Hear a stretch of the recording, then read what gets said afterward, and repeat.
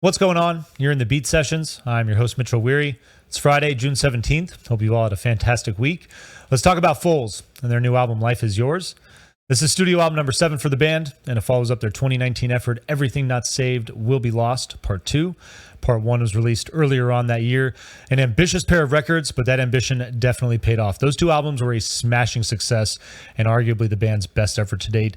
Two big, gorgeous sonic landscapes that explored a lot of new territory for the band, but also had that signature alternative rock and roll sound that all of their albums have. It's one of the things that I really love about this band and their versatility. There's a lot of bands that establish their sound and work within that wheelhouse and spend their entire career doing that. And that's cool. I listen to a lot of bands like that, but I really like these guys for the way that, they laid down stylistically some of the things that they want to continue to do as a band, but they continue to explore and experiment with that style. And every time you throw on a new record from them, it makes it so exciting and so much fun. Those last two albums were a little on the dark side, musically and thematically as well. So there was all this new stuff in a very big effort that it almost felt like this just career-defining moment where, as a fan, and I think, a lot of people maybe felt this way, it was like, what is the next natural move for this band? What is this next record going to feel like? And I think that ultimately COVID played a big part in dictating how that went down. All of us stuck inside, chose to approach that differently. And these guys chose to just really dig into their inner dance party, and I'm loving it. I think that there's a handful of fans out there that are going to be disappointed with the lack of experimentation on this record, but I think in what this album lacks in that regard, it makes up for just the quality of music that it's dialing into. This thing sounds like Parliament meets Justice. And there's so many other bands that I hear as well. Talking Heads is one of the major influences I'm hearing on this thing. Definitely hearing a lot of Depeche Mode. Rest in peace, Andy Fletcher. I'm loving the feel of Chromeo on this record. There's a band called The Music that's kind of obscure. They have a great song called Take the Long Road and Walk It. If you haven't heard that, you should definitely check that out. But what I like about this is that it feels like a rock and roll record. Even when it's definitely getting at its danciest and its funkiest, this still sounds like a rock band doing their thing and really doing it with just this beautiful feeling of escapism. I mean, this thing is rapturous. I love it. It's in the title. Life is yours. Take it, grab it, go out there, stop being afraid. I'm a big believer in that. I will say that I think it's been long enough, and I think that we just as a society as a whole need to get back out there and to get back to enjoying life and just a little bit of normalcy, for Pete's sake. If you disagree with me, I'm sorry about that, but it's just how I feel and I can't help it. And I think that this band feels the exact same way. These guys, I'm loving the energy of this record. I'm loving the outlook, the positivity. Life is going to get better. There is a big light at the end of the tunnel if we're not there already. And if you don't feel like we are, I think that you should throw this record on and dance your ass off this weekend. This thing kicks off with Life Is Yours.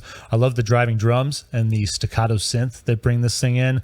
The bass builds in and it comes in minimally. And I just love the funky groove of this song. And immediately you're getting that feel of Talking Heads. I love the way that takes hold.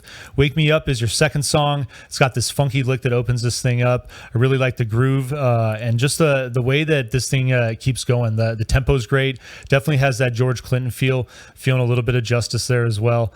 2 a.m. is your third song. It's got this soft rock, electric pop feel. Kind of feeling about Tame Impala is kind of the vibe that I was getting on that track, but I like the change of pace, just slightly bringing the tempo down a little bit. 2001, your fourth track, just bringing back that funk. Guitar driven, I really like that. It's the energy on this thing is great. Like I said, the feel of this album, it sounds like a rock and roll band still doing their thing. So much fun. Summer Sky is it acts as like this coda for 2001, and then it moves into Flutter, your sixth song, mellow psychedelic opener, turns into this mid-tempo jam. It's got these fuzzy guitars that I really enjoy. Your seventh song, Looking High, so this bright jam. The guitar and bass in the open are really nice. The vocal comes in on this, and then I really like the smooth feel of this song, getting that Chromeo feel, getting a feel of Silk Sonic as well, if you're familiar with that project. And I like the coda of this song. It just starts to rock out a little bit. And then it makes me think of a band like Cut Copy. I really love that Australian scene. Rufus Du Sol as well. That's it makes a bit of an impact on this record, I'm feeling anyway. It's one of my favorites these days. Under the Radar is your eighth song. I love the thick bass-driven synth on this song. It's an excellent affair as well. Crest the Wave. This is arguably my favorite track on the album, and Looking High, that 7th track, is these two are the highlights in my opinion. But Crest of the Wave, I'm loving the 80s new wave on this. More of that Talking Heads feel. It's mellow too. Get a little bit of like orchestral maneuvers in the dark on this thing. Like the mellow chorus, the melody that's there as well. It's great. The sound, your penultimate track, is getting right back into that funky just jam feel. Feeling Justice as well. There's a lot of Justice. I'm just feeling that influence on this record a lot anyway. But I like the timing and tempo, just the sequencing of these songs, the way they build into the sound. That penultimate track right there, just a great funky jam that leads into your final song, Wild Green. This song has got a great Depeche Mode feel. I really just like the light ambience of it. It opens up, and I love the way this song moves. It's just got this big dancey jam that takes hold for a little bit of the song, probably about 90 seconds or so, and then you get this prog rock sort of coda to end this album and finish this song. And I'm really pleased with this project. These guys, like I said, this is not I'm not going to say that this is by any means their best record, and certainly not their best effort when it comes from an experimental standpoint, but I think the energy of this record is so infectious and it's so good.